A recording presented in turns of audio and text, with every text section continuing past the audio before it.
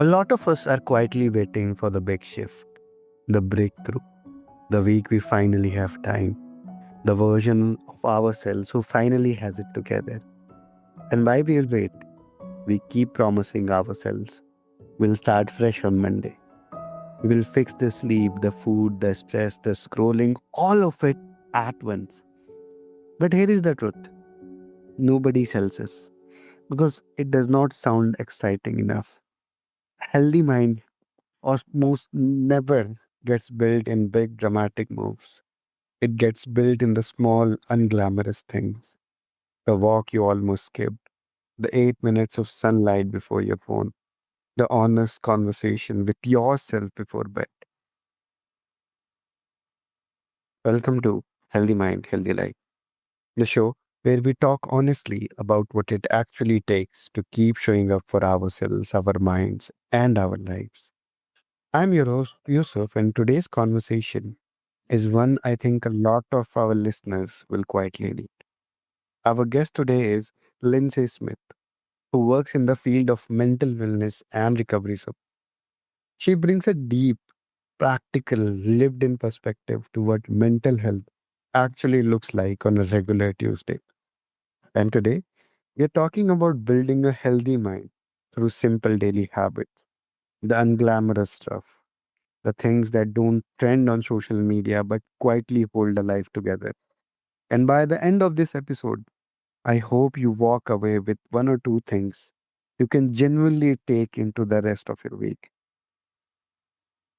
Not a system to perfect, just a doorway. With that, I welcome my guest Lindsay to the show. Thank you for having me, sir. Perfect. Lindsay, before we go into the deeper picture, I want to start somewhere a real, little more personal. Okay. You've spent your career around mental wellness in real, on the ground ways. So, what was it that first pulled you toward this work? To be completely transparent, I am 20 years in recovery. So I had a 10-year stint when I was younger where I was addicted to methamphetamines and got Mhm. myself into some trouble. And when I got out of prison, I decided to change my life and go back to school and help others who helped me. Mm. Okay. And there's a misconception I want to gently unpack with you because I see it everywhere. When people hear the phrase a healthy mind, they often picture something quite extreme like long meditations, perfect routines, the kind of life that exists more in apps and Pinterest boards than in real homes. So I'm curious what you wish people know more or understood about healthy mind, what healthy mind actually is. Well, to me, a healthy mind isn't being about happy all the time. It's being about having your steady presence, being aware, and being responsive instead of reactive. It's about waking up and being able to face whatever comes, whether it's good or bad, without losing yourself in it. In everyday life, it can look like emotional regulation, honest reflection, setting boundaries, making decisions that align with your values, even when it's inconvenient. And Mm. recovery terms, I say it's staying grounded in your truth and not your impulses. Yeah. And what is the simplest definition you have come to after working with real people through seasons? I think the simplest is just being aware of who you are and where you want to go and making sure your mental health matches your behavior and your outcome. Okay. And most of us focus so much on the big things like therapy, breakthroughs, life decisions that we underestimate the smaller, almost invisible patterns running underneath. So, can you walk us into how that connection actually works in real life? Like, what is quietly happening that we often don't notice? I think most times when we look to change something in our lives, we always tend to go big. I do believe the small things lead to the bigger things. It starts with the way you start your morning. How do you talk to yourself? Do you pause before you react to situations? Because those situations stack up. So over time, they either reinforce your stability or your chaos. Just like in recovery, it's not one big decision that keeps you well, it's those repeated daily choices, such as drinking water, or stepping outside and getting into nature, or checking your thinking, following through with your commitments. These all build mental resilience quietly, but it does it powerfully. Mm, okay. And and how do you help someone start to see the loop they did not even realize they were caught in?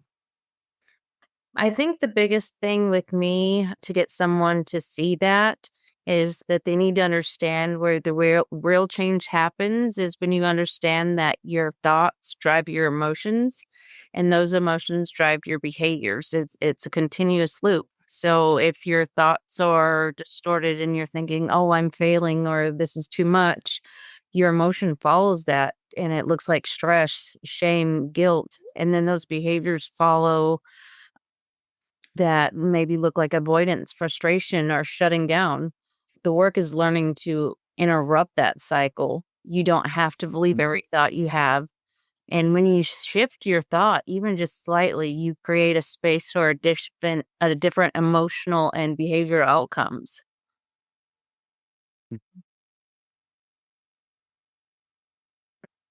For someone who is listening today who is genuinely overwhelmed, who is juggling work, family, sleep deprivation, financial pressure, all of it, what does building a healthy mind even look like in that kind of season? I think it's remembering to keep it simple. Change doesn't have to Mm. be complicated, but it does need to be consistent. Reminding yourself to pause before you react, especially in high stress moments, getting out of your head and into your body, walking, breathing, doing grounding exercises, keeping your circle close and talking about things with the people you hold close to you and who you trust instead of keeping them inside, prioritizing what actually matters, which is what feels urgent, letting some things go instead of trying to control everything. Emotional balance isn't about eliminating stress, it's about not letting the stress run you. Yeah. And how do you help someone start? Like when starting itself feels like one more thing they don't have energy for. I do believe creating a structure for them, which when you get the structure down, that creates stability, focusing on routines so that you're not feeling fatigued and that you lessen the chaos. You gotta make sure you're Mm. sleeping because your sleeping impacts your mood and your Mm. impulse controls. Are the environment that you're in chaotic? Do you have space to just have some quiet time to reflect? Are you able to create a calm and organized, predictable environment, not only at home, but at work? If you're able to set those things in motion that supports your mental clarity as well as your emotional regulation. Yeah. That is such a kind and realistic answer because there is no shame starting at the level you can actually maintain. In fact, that might be the only kind of start that lasts, which leads me, beautifully into something I really want to explore with you next. Mhm. That you've spoken about the role of routine, sleep, and environment, and how powerful those three quietly are. And none of those are exciting, none of them go viral. But they shape us more than we admit. So can you talk about how to build daily habits in those areas? Realize that perfection is unrealistic and at sometimes it can be honestly counterproductive. It creates additional pressure, guilt, and burnout. Consistency is where you want to be. If you're consistent, you build trust with yourself and with others. It's showing up even when you're tired, even when it's not ideal. Missing days doesn't break the process, quitting does. And in recovery, in lifelong success comes from doing the right things imperfectly, but repeatedly. Okay. And for people who are extremely busy, like they have a extreme high demanding job, and especially for mothers, how can you help them? Because you just mentioned that life is not easy, life is not perfect, and there is no perfect routine. But you know, if they commit, let's say they want to do exercise and they fall short of it, it starts building on them. Like I was not able to do that. I am not able to do what I decide. So how do you help them cope up with that? What I like to tell the people that I work with is keep it simple but realistic. Start with small goals that are really too small to fail. Make it visible and easy so you reduce friction. Expect resistance, but also plan for it. And then instead of focusing on all the chaos around you, focus on identity. This is who I am and not this is what I'm trying to do. Change the way you talk to yourself so your thoughts and your behaviors can follow that path. But s- keeping things simple is how you get to the finish line. Start small and then when you get that one down, go a little bit bigger, but keep going. But I do think the key is just starting small and being very realistic in what you can and can't do in that moment. Yeah. And I love that because you don't romanticize this. You're not selling a perfect routine. We are talking about, real livable. Humans are perfectly imperfect, and changing habits take time. It's about consistency and sticking with those new changes. And once they become part of your routine, it becomes part of your identity, not just because you felt motivated, but because you began the process and you're living in the moment.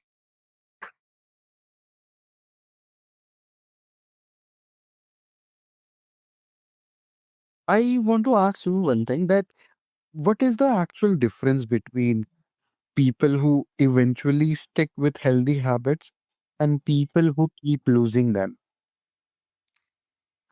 I would have to say the biggest difference is ones that don't stick to the consistency, stick to the plan, and keep their struggles to themselves. I think it takes, you heard the long saying, it takes a village. And that's not just for children, it takes a village. You need to involve your support systems so you're not always feeling like you're taking on the weight of the world by yourself, but staying consistent in that and staying truthful to those support systems that you allow in your world. But just consistency, even if it's just getting up and making your bed every single day. If it's showing up to work on time 15 minutes early because you're normally late, consistency builds those longer term goals that we're ultimately all shooting for. Mm, right. You know, I cannot help it, but there's so much grace in what you said. Consistency without perfection, returning without shame. I think that is the whole game. Yeah, And I literally, for people who want to connect with you or want to learn more about your work, where can you do that? My email address, I work for the Senecor Foundation over the Austin and Waco locations. My email address is lsmith@senecor.org. And if anybody would like to reach out and just have a conversation, don't hesitate. I'll be more than happy to speak with you and see if I can be a partner to you or to a family member or a friend. That's what I do. And I know somebody was there for me 20 years ago when I was struggling. And I take great pride in being able to be a person for others who are struggling. Perfect. And to everyone listening, all these links are in the show notes, so just go and check those out. Thank you. Lindsay, is there any last message that you want to leave us with? I would just say change is possible. You are worth it. And one of my favorite sayings is nothing changes the past like the future. Uh, Lindsay, thank you so much for the realness you have brought into this conversation. Thank you so much for having me. I appreciate it. And to everyone listening, if something in this conversation lands with you today, please don't try to do everything at once. That is almost always how the ship gets lost. Make one thing the smallest, most boring, most honest thing. The walk, the earlier bedtime, the 5 minutes of quiet before the noise of the day begins. Let that one thing be enough this week, and then let it be enough next week too. A healthy mind is not a finish line, it's a quiet, steady relationship you keep choosing, one ordinary day at a time. This has been Healthy Mind, Healthy Life. I'm Yusuf.